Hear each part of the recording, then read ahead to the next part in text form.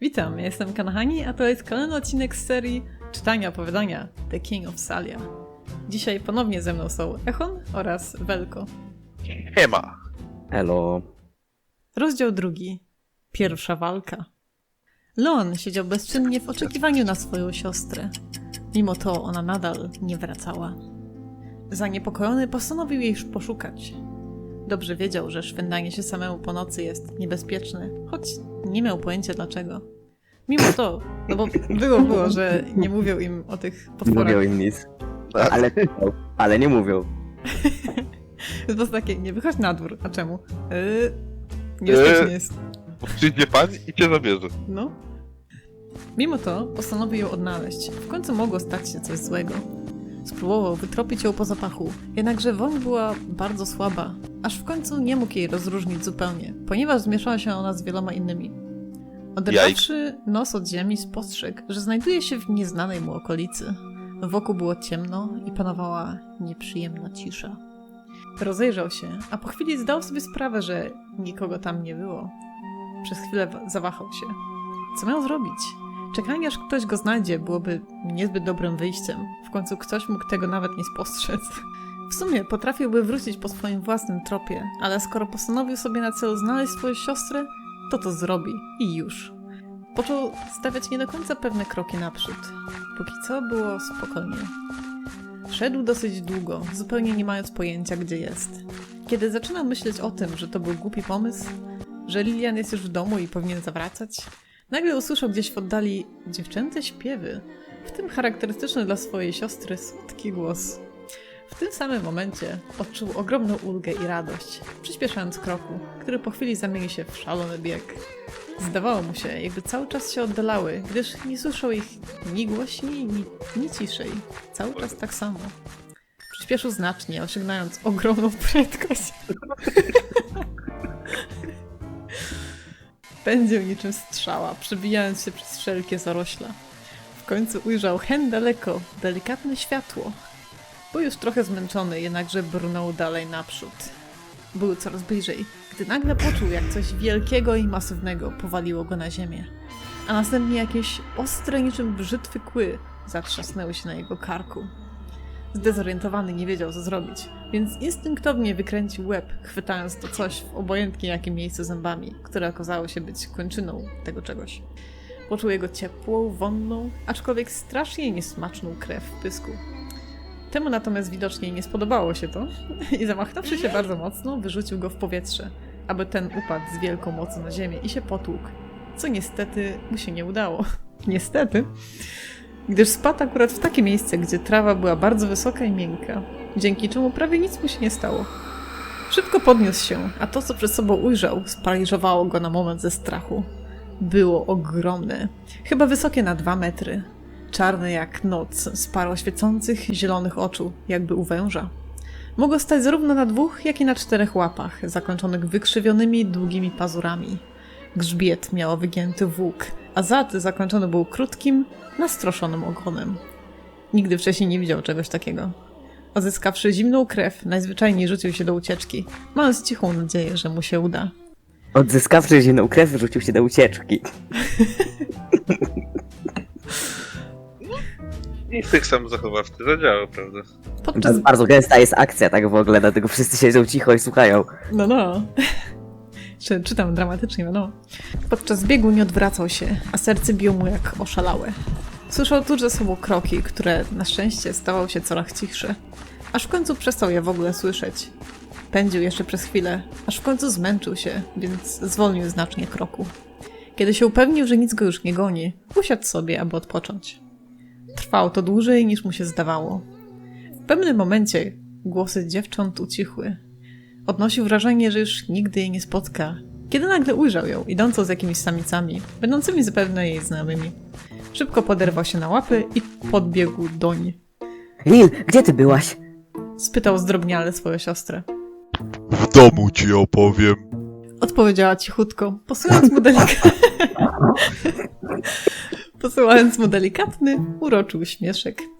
Jej koleżanki zaczęły się śmiać. Leon zrozumiał, że z niego, ale czemu? Zdezorientowany rozerwał się niepewnie, po czym zwrócił wzrok na Lilian. to uśmiechnęła się jeszcze szerzej, po czym po prostu westchnęła i nadal z tym samym uśmiechem podeszła doń bliżej, poczynając delikatnie oczyszczać jego białe futro z wszelkich liści i patyków. Właśnie zrozumiał, że jest bardzo brudny i zrobiło mu się tak strasznie głupio, że gdyby nie miał futra, widać by było, jak się zaczerwienił. Chciałbym przerwać. To jest moja kolejna propozycja na drinking game, bo to pojawia się jeszcze częściej niż pieprzone wykrwawianie się do śmierci, ale następnego dnia jest git. Przy samicach nie wypada tak wyglądać, a szczególnie, że za niedługi czas będzie musiał sobie znaleźć swoją wybrankę. Pozostało mu jedynie odwrócić wzrok i pomóc siostrze w oczyszczaniu swojej sierści. W końcu był czysty. No, prawie.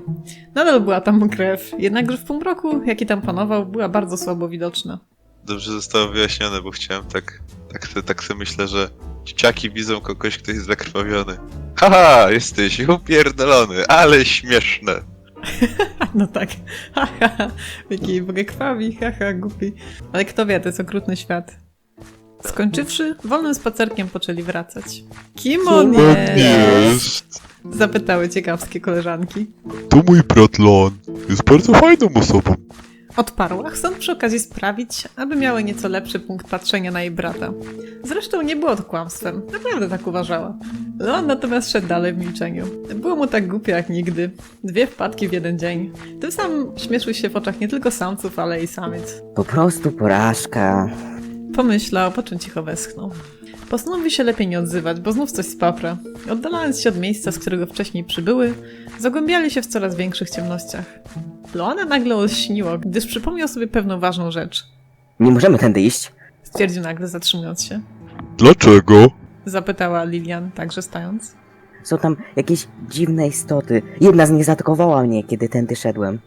Odparł całkiem poważnie. Nie przesadzaj, nic tam nie będzie. Rzekła obojętnie jedna z samic, po czym ruszyła na czele ową ścieżką. Lilian zawahała się, jednakże widząc, iż Leon także postanowił pójść, poszła razem z nim. W porównaniu do całej reszty była dość drobna, najmniejsza z całego towarzystwa. Najwyższa zaś ta, która szła przodem. Krok po kroku dreptali tak w mroku, nie czuję jak rymuje, a wokoło panował dziwny spokój. Póki co. Beżowa samica, bo taki właśnie miała na kolor, uśmiechnęła się dumnie, po czym odwróciła łeb w kierunku Leona. A nie mówiłam? Nie ma się czego... Nie dokończyła, ponieważ w mroku ujrzała sylwetkę owego stwora, przed którym wcześniej biały samiec ledwo co uciekł. Bać! Wrzasnęła nagle, odskakując i chowając się za 2 innymi samicami. Lilian stanęła skulona za Leonem i szepnęła cicho. Ratuj! Leon zaś nie wiedział, co ma zrobić. Oczy jego były przepełnione strachem i gdyby nie to, że ów go sparaliżował, trząsłby się niczym listek na wietrze. Wspaniałe zdanie. Jestem artystą. Na niego liczyły właśnie 4 żywota, a on był zbyt słaby, aby dać sobie samemu radę z czymś takim.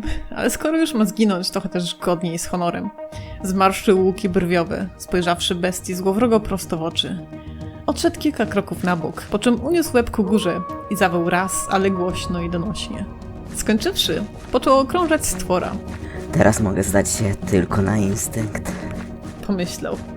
Nikt go jeszcze nie nauczył walczyć, czy nawet polować, tak więc instynkt był dla niego ostatnią deską ratunku. Kręgi zataczał coraz mniejsze, aż w pewnym momencie wybił się w powietrze, lądując idealnie na jego grzbiecie. Nie czekając, zacisnął mocno kły na karku. Stwór jednak postanowił się bronić, więc wywrócił się na plecy, zgniatając Leona swoim cielskiem, które ważyło kilkaset kilogramów. No to I tak rip umarł. Leon. Koniec! Samice usłyszały jedynie cichy jęk.